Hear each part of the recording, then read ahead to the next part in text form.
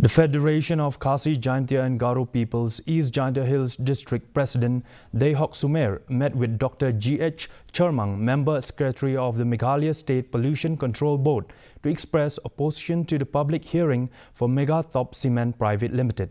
In his reply, Dr. Chermang noted that often accusations are made without understanding the facts, even as he welcomes the Fkjgp's willingness to engage in dialogues. The public hearing, scheduled for October 18, has sparked concern among local residents who fear environmental degradation and health risks.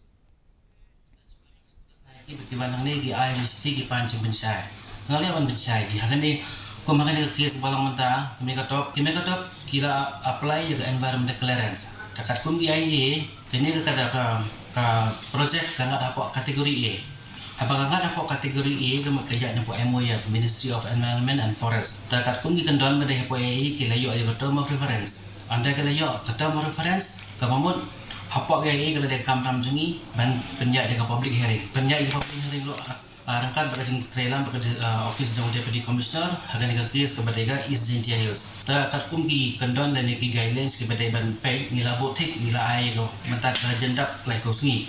Nila pentip Fkjgp district hapo East Jaintia Hills. Tingin penolong ini kat perhatian. The Khasi